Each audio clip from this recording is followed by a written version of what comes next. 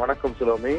வளிமண்டல சுழற்சி காரணமாக ராமநாதபுரம் மாவட்டத்தில் கனமழை பெய்யும் என சென்னை வானிலை ஆய்வு மையம் தெரிவித்திருந்தது. இதனை அடுத்து கடந்த 2 தினங்களாக விடிய விடிய கனமழையானது பெய்து வருகின்றது.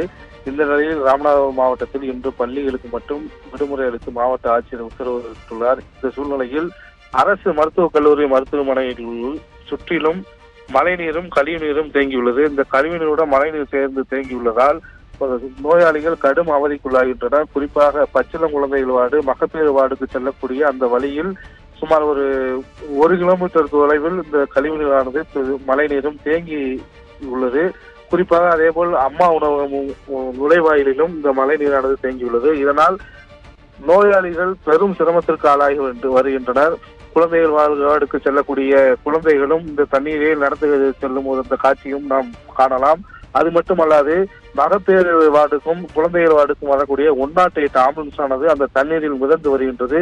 ஒரு சில நேரங்களில் இந்த நோயாளியின் உறவினர்கள் இந்த பாதையில் செல்லும் போது தவறி விழுந்து விபத்து ஏற்படும் ஒரு சூழ்நிலை ஏற்பட்டுள்ளது.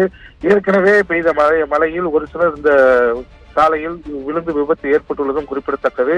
தொடர்ச்சியாக மழை பெய்யக்கூடிய சூழ்நிலையில் இந்த பகுதியில் தொடர்ந்து இதே போன்ற ஒரு அவல நிலை ஏற்பட்டு வருகின்றது.